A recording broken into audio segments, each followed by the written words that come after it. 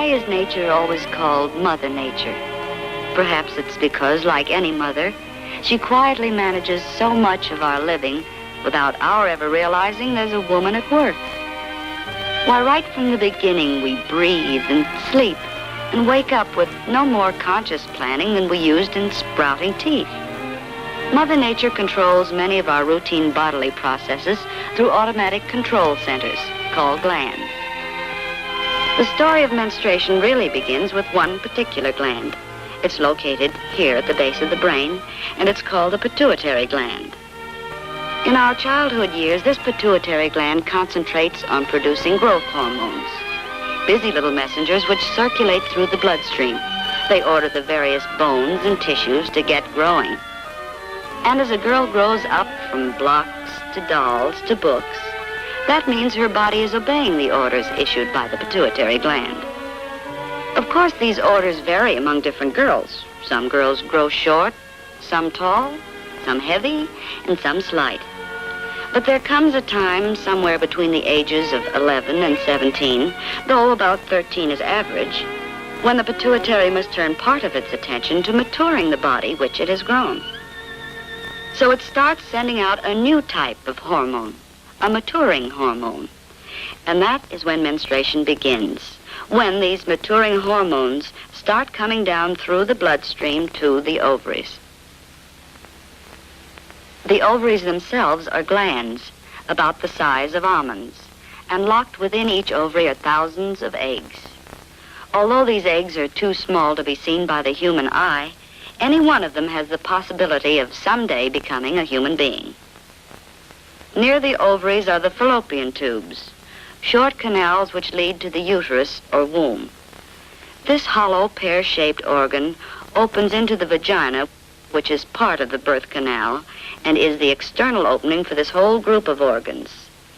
So, as you see, there is a continuous passage from each ovary through the fallopian tubes, uterus, and vagina to the outside of the body.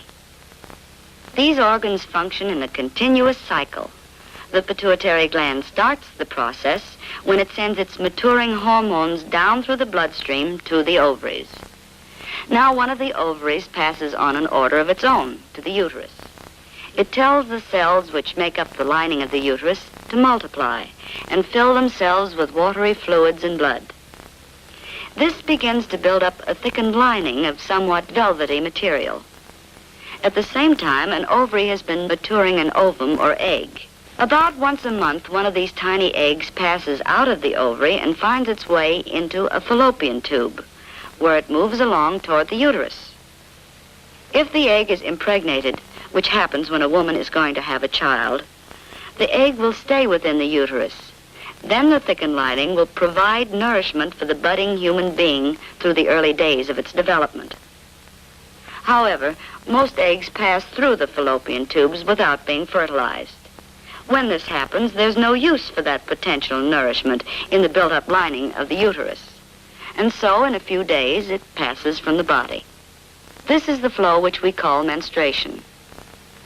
So, as we see now, menstruation is just one routine step in a normal and natural cycle that is going on continuously within the body.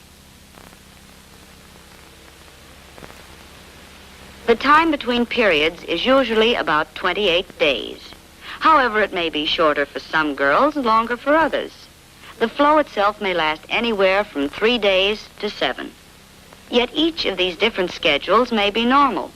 For just as the pituitary gland orders some girls to grow short, some tall, some heavy, and some slight, so its orders about menstruation may differ widely among normal women.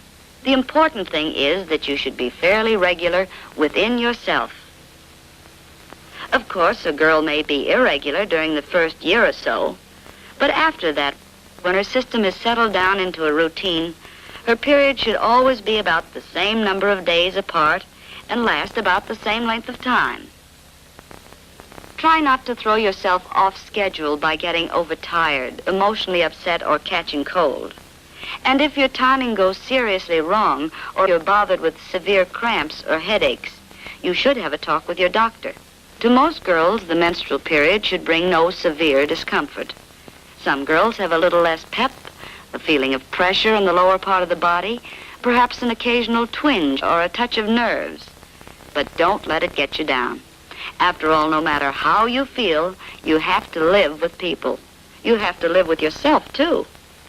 And once you stop feeling sorry for yourself and take those days in your stride, you'll find it's easier to keep smiling and even-tempered.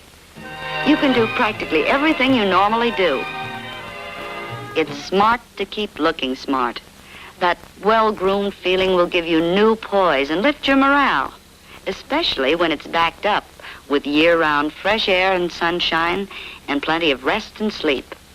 Because the best possible insurance against trouble on those days is healthy living every day. There's nothing strange nor mysterious about menstruation. All life is built on cycles, and the menstrual cycle is one normal and natural part of nature's eternal plan for passing on the gift of life.